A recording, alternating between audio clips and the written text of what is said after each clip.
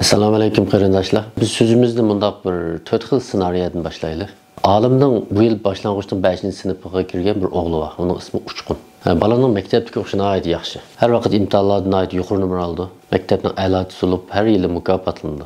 Olimni u bolasini kichkidan boshlab kurslarga olib, shanba kunlari darslarga yetakchilik qilgan o'qituvchilarni taklif qilib, ayt maktabda yaxshi o'qitgan. Şunu uçluq balaning ders neticesi bana ait yaxşı. Adilning yana bir balası var. Adilning balası mı, alimning balası bilan asosan qurdosh.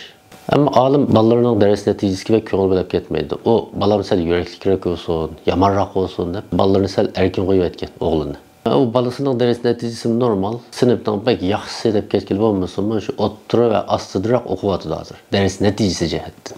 Abduxoliqning yana bir balasi var. O'xshash u bola bu yil 12 yoshga kirgan bola. Abduxoliq bola maktabda o'qimasin, avval bir Qur'on yodiltay deb 6 yosh vaqtida balani yiroqdagi bir yerga Qur'on yodlashga olib bergan. Masalan, bu yil hozir 12 yoshga kirdi. Qur'onni naydi yaxshi yodladi. Qur'on qiroati naydi güzel. Adamni söyündürgidek derecede. Hazır hem de toluksuzluğa girip biray. Yani bala 12 yaş girip kaldı, başlangıç kiremeydikken de şunun tayarlığını kılattı. Hem de 4. bala, Osmanlı'nın balası. Bala Avrupa'daki məlum bir dövlət tuturuvatıdı. Balanın məktəbdeki nəticəsinə ait yaxşı. Ondaki ata-anası var, onun dini tərbiyəsinə ait köngül bölgən, azlı Qur'an yadıldı ve dini bilimlərini günü attı. Ama Uygurçini ata-anasının sözünü anlap düşünələydi ama özünü ifade kılanmaydı. Yani Uygurçini taza sözleyemeydi. Hadi okushni uyaqda qo'yib turayli. Hadi balkim bularni anlagandan sizlar o'ylayotgan bo'lishinglar mumkin. Bu to'rtini qaysini qilganingiz to'g'ri.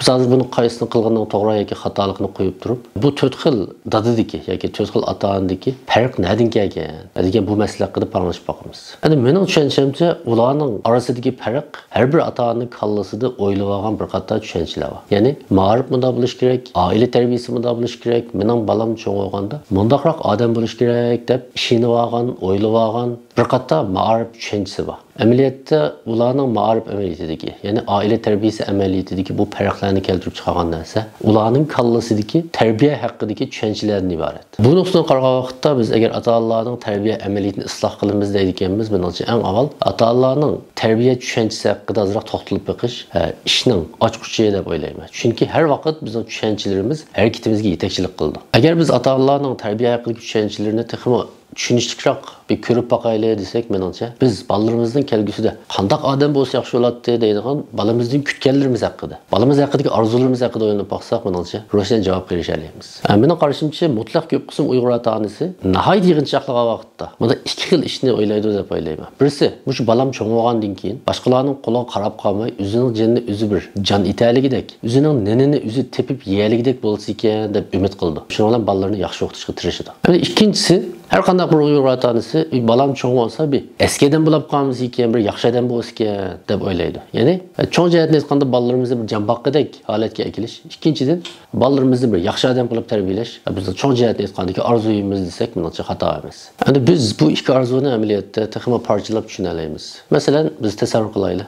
Bir balamizning kelgusida jambaqidek odam bo'lishi uchun albatta u jambaqidek bir kasb bilishi lozim. Ya'ni bir ish qila olishi lozim. Uning uchun bu bola maktabda yaxshi o'qish kerak, yuqori numra olish kerak, yuqori numra olib yaxshi oliy maktabga kirish kerak va kelgusida asqatadigan bir kasb o'rganadigan vaqtda anadan keyin jambaqidek odam bo'ldi. Buni qaraganda bolalarimiz bir bilimlik, iqtidorli odam bo'lish kerak. Demak, bizning birinchi bir o'lchimimiz bor bu yerda. Balam bilimlik bo'lgan deymiz. Endi ikkinchi jihatdan hammamiz bir musulmon bo'lish sifatimiz bilan bizga nisbatan balalarimizning islomning ishida bo'lish bo'lmasligi eng muhim va ishlarning eng muhimi. Uning uchun biz balalarimizga Qur'on yodiltimiz, diniy bilimlarni o'rgatimiz, islom aqidalarini singdirish uchun tirishimiz. Va ikkinchi jihatdan aytgan vaqtda biz hammamiz balalarimizning aqida e'tiqodining sog'lom bir musulmon farzand bo'lib yetishib chiqishini umid qilamiz va orzu qilamiz. Demak, bu ikkinchi o'lchimimiz. Endi uchinchi jihatdan aytgan vaqtda balalarimiz bir boshqalarga bir yordam qila oladigan yoki yordam qilishni yaxshi ko'radigan, cho'ng bo'lgan vaqtda bir ota-onasiga vafodor, qarindoshlar o'zaro xili inoq o'tadigan yoki boshqalarga zarar yetmaydigan odam bo'lishini umid qilamiz. Demak, buni nima deb ifodalash mumkin? Ya'ni biz balalarimizning bir axloqining, fazilatining joyida bo'lishini umid qilamiz. Demak,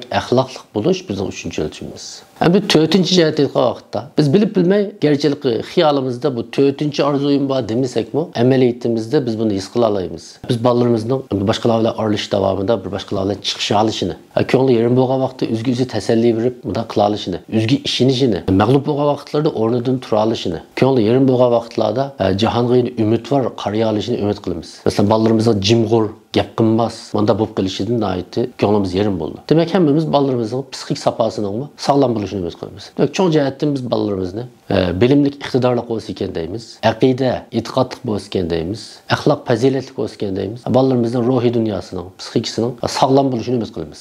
Biz bularni olgandan keyin to'g'ri, men zadim shunday o'ylayman. Zadim mening bolam shunday cho'ng bo'lsin, aytib yaxshi bo'ldi. Mening orzuyim mushu deb o'ylab qolishimiz mumkin. Amaliyotda nurg'unlarimiz mushu orzularning ma'lum biriga qoyimiz va tayimiz. Endi biz yuqorqi misol qaytaylik. Masalan, olimning misolini qaytaylik. Uning bolasi uchqun. Bayam deganimizdek maktabda yaxshi o'qidi. Ders neticesini ayet yaxşı. Her daim a'lochi bo'lyapti. Olimning bütün hissiyoti bilan shunga kuchidi. Kitoblarni o'qidi, o'qitish taklif qildi. Kichkidan boshlab zodi bolalarni apamagan kurslar qilmadi. Amaliyotda olim nima kuchayapti? Bolalarni yaxshi o'qitish kuchayapti. Ya'ni bolalarning bilimlik bo'lishi uning nazarida eng muhim nishon. Biz buni uning harakatidan ko'ra olamiz. Endi odilga kelsak, balam cho'ng bo'lganda sal boshqalarga bo'zak bo'lib qolmasin, yomonroq odam bo'lsin deb sal qo'yibdi. Balkim bu yanalqi bolalarni erkin qo'yib ketish kerak ekan, bu g'ariblikda shunday qildi ekan, bolalarimizni erkin qo'ysa kelgusida qo'ldan cho'ng'ish keldi odam bo'ldi ekan deb o'ylashi mumkin yoki mushkul qarashlarning ta'siriga uchragan bo'lishi mumkin. Endi Abduxoliqning bolasiga kelsak, u hammadan burun balam dinni yaxshi tushunish kerak, dinni bilish kerak. Boshqa narsa muhim emas, kelgusida o'qib oladi. Avval mushuni bilsa, keyin maktabga qolgan vaqt akirib bersam bo'ldi emasmi? Ona tilini shu vaqtda o'rganib oladi. Başka matematika, fizika degan fanlarni o'rganib oladi. Agar o'rganib olmasa, cho'ng masala emas bu. Nim bo'pti ularni bilmasa deb o'ylaydi. Endi Osmonning misoliga kelsak, u bolalarning maktabga o'qishga ko'ngil bo'ldi, diniy savodiga ko'ngil bo'ldi. Ammo ona tili bilish bilmaslik Osmonning nazarida bek muhim emas. Balki u buna qo'yilgan bo'lishi mumkin. Balam baribir keyin vatanda yashamaydi. Mushu davlatda yashaydi. Mushu davlatda yashagandan keyin agar yana men buningga ona til o'rgatmay desammi, keyingi hayotida, turmushida bunga asqatmasam mumkin. Yoki ona til o'rgatman deb hozir besim qilsam, balamning sog'lom o'sib yetilishiga ta'sir etishi mumkin. Chunki uning hozir dars aldirash, ya'ni Qur'on yodlayotdi. Shunlashqa bu ona tilini biz uyda bo'lgandan keyin, Uyg'urcha gapimizni tushuna olgandan keyin, tug'ashda so'n deb qaragan bo'lishi mumkin. Unda to'larni qaysi to'g'ri? Olimning bolasining darsiga ko'ngil bilishi, uni yuqori numur olsin deb tirishchilik ko'rsatishi xatomi? Xato emas. Qur'on yodlash xatomi? Xato emas. Balam sen erkak cho'ng bo'lsin deyish-chi, u xato emas. Qarmoqqa ularning hammasi xato emas. Ya'ni yakka nuqtadan qaragan vaqtimizda xato emas.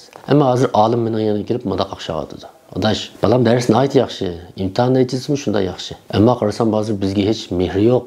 Kəsilamaç ügünüş qılıb kirib gididu. Fikir bilan bək çıxışıb oynamaydı. Hem qarasam tüzük dosturum yo'qkan, bir uyga dostlar izlab kelmaydi onu. Men tazaliqi ko'nglim yerim bo'lib qoldi buning bu ahvolda deb qaqshyapti. Endi adilmi qaqshyapti? U nima deb qaqshyapti? Adaş çataq. Balam sel çataq bo'lib qopdi. Qarasam bu tamakiga ugunib qolgandek qildi. Men sel qarim bo'lmabdi, erkak cho'ng bo'lsin debdi men. O'tganda bir qancha do'st bilan kelibdikan, qarasam hammasi aytdi, ko'zimga sig'madi. Muallimi telefon qilibdi, u bir qancha qatim maktabdan qochdi. Darsni yaxshi anlamaydı bu. Dep şunda qaqshyapti deydi. Endi Abduxoliqchi u bunda qaqshyapti dedi. Aytdi yaxshi yodildi Qur'onni, qiroatim shunda chiroyli. Ammo bizga hech bir mehr-muhabbati bordek bilinmaydi odamga. Hatto hozir Qur'onni takrorlang desam, bu o'zligidan aktivlik bilan Qur'on takrorlaydigan ish yo'q. Namozga to'xtamay biz söylemasak namozga qolmaydi.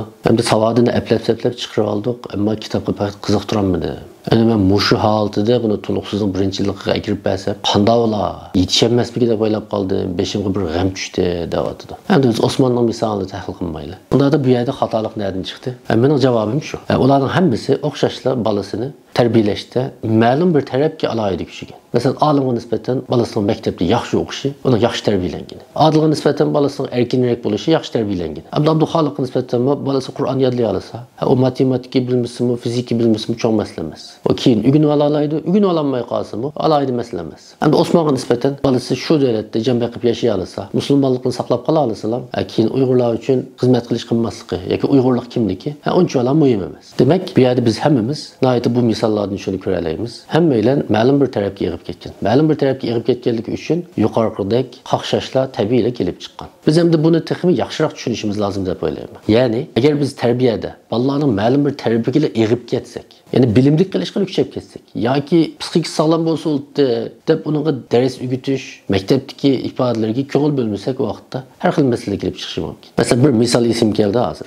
Ikkinchi dunyo urushi oxirlashgandan keyin Germaniyaning jazo lagerlaridan qutulib chiqqan biraylar Amerikaga bordi. Amerikaga borib bu yerda bir maktabning mudiri bo'ldi. O maktabning mudiri bo'lgandan keyin har yili yosh o'qituvchilarni maktabga xizmatga qabul qildi ekanda bu. Yosh o'qituvchilarning hammasi qabul qilingandan keyin ularning hammasiga ayrim bunda xat yozdi ekan. Ben Germaniyanın, yani Natsistlarning jazo lageridan qutulib chiqqan bir odam. Men o yerda nihoyat yuqori ma'lumotli doktorlarning ayollarni, buvoqlarni qanday zaharlab o'ltirganligini ko'rdim. Shu jazo lagerlarini nihoyat yuqori ma'lumotli, nihoyat iqtidorli kishilar loyihalagan. Shu buvoqlarni nihoyat yaxshi mashq ko'rgan sestralar o'ldirdi.